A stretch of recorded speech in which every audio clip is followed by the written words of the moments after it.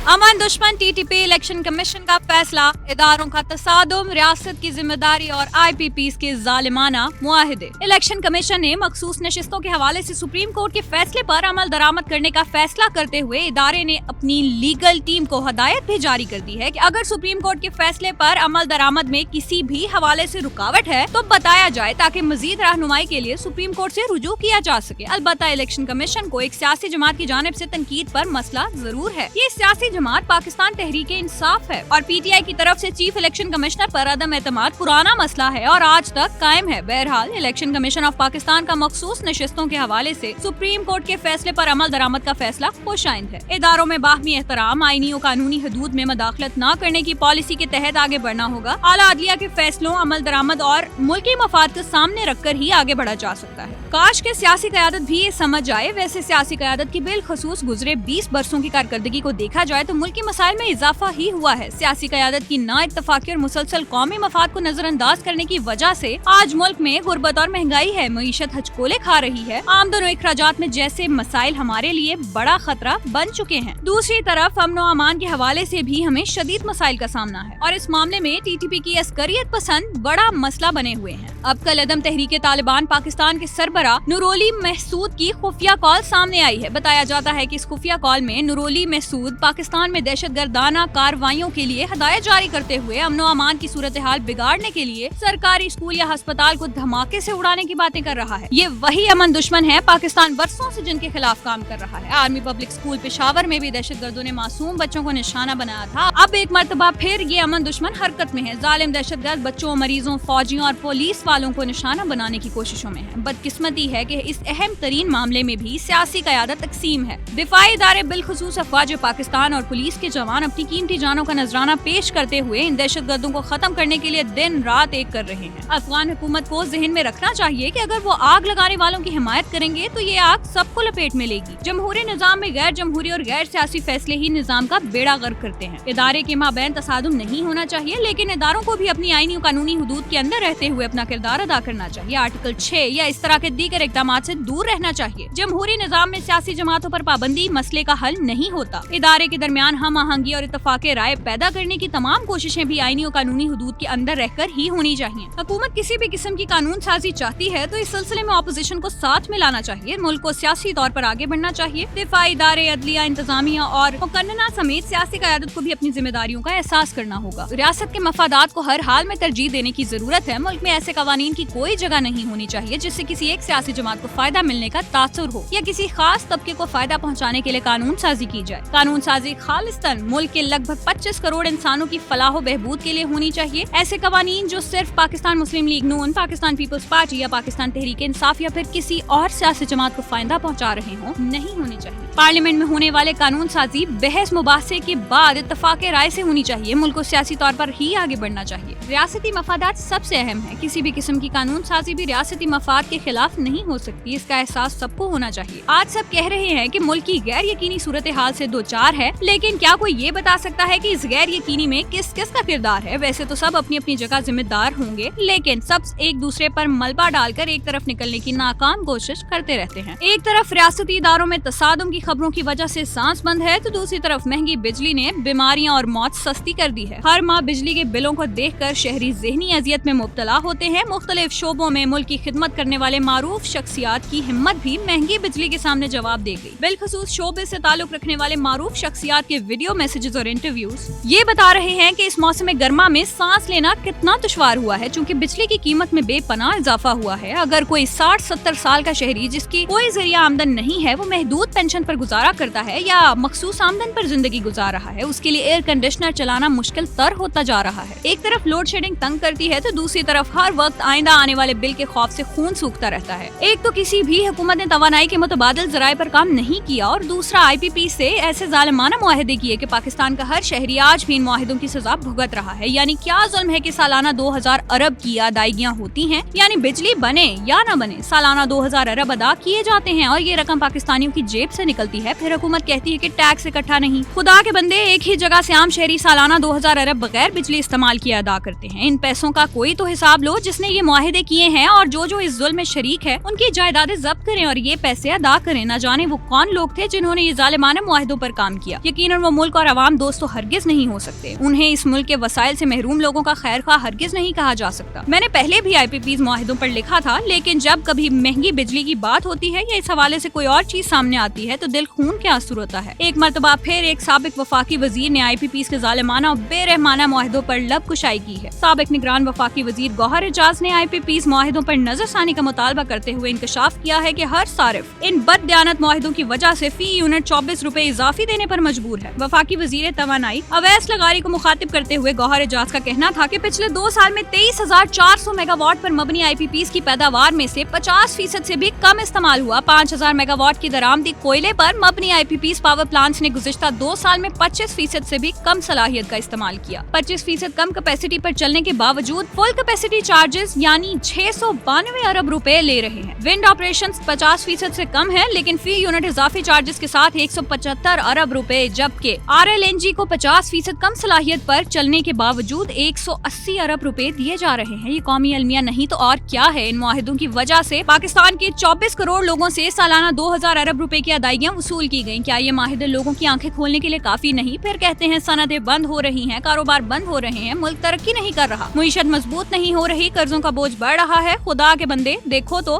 तुम इस मजलूम कौम के साथ क्या कर रहे हो। क्या ऐसे मुईशत तरक्की करती और कारोबार चलते हैं? कोई पूछने वाला ही नहीं है। ये जो नाम नेहाद पार्लियामेंट है, इसमें मुंतखब नुमाइंदे हैं। इनके पास एक दूसरे पर मुकदमात कायम करने और मुकदमात खत्म करने के अलावा कोई काम नहीं। क्यों ये बहस पार्लियामेंट में नहीं होती? क्यों पार्लियामेंट में कोई बोलता नहीं? क्यों कोई मुंतखब नुमाइंदा या कोई भी हुकूमत इस हवाले से आज तक कोई काम नहीं कर सकी? कहने को ये अवाम के हमदर्द हैं तो गौहर एजाज को गलत साबित करें या फिर बेबसी तस्लीम करें और हुकूमत छोड़ दें। वफाकी वजीर बराए तवानाई अवैस लगारी कहते हैं कि इंडिपेंडेंट पावर प्रोड्यूसर्स के मुआहिदों का जायजा ले रहे हैं। अवाम पर बोझ खत्म करने के लिए जो हमारे फायदे में नहीं होंगे उन्हें खैर बात कह देंगे। बिजली के मुआहिदों पर एक तरफा कार्रवाई नहीं कर सकते। हुकूमत पाकिस्तान ने IPPs को गारंटी दे रखी है। हम ऐसी कौम है जो आलमी मुआहिदों की पासदारी करती है। अवैस लगारी की बातों पर मुझे हैरानी से ज्यादा दुख है। यानी चंद लाइनों के बयान में भी वो वजाहत के साथ बात करने में नाकाम है। यानी एक जगह वो कह रहे हैं कि मुआहिदों पर नजरसानी कर रहे हैं, दूसरी जगह वो कह रहे हैं कि एक तरफा कोई कार्रवाई नहीं कर सकते क्योंकि हम मुआहिदों की पासदारी करने वाली कौम है। जनाबे आली, ये पैसा अगर तो पार्लियामेंटेरियंस की जेब से जाता है तो आप मुआहिदों की पासदारी करते रहेंगे। बोझ आम आदमी पर है, उस बोझ की वजह गलत मुआहिदे हैं तो मुआहिदे करने वाले आपके इर्द गिर्द मौजूद हैं, उन्हें पकड़े। जिन्होंने मुआहिदे किए हैं उनके पास जालिमाना मुआहिदे खत्म करने के रास्ते भी मौजूद होंगे। IPPs पाकिस्तानियों का बहुत खून पी चुकी है, बहुत हो चुका है, अब इनसे जान छुड़ानी चाहिए। जो जितनी बिजली बनाए उतने पैसे वसूल करे। ये तो कोई मुआहिदे नहीं कि बिजली कम बनाई जाए और पैसे ज्यादा वसूल किए जाएं। आखिर में परवीन शाकिर का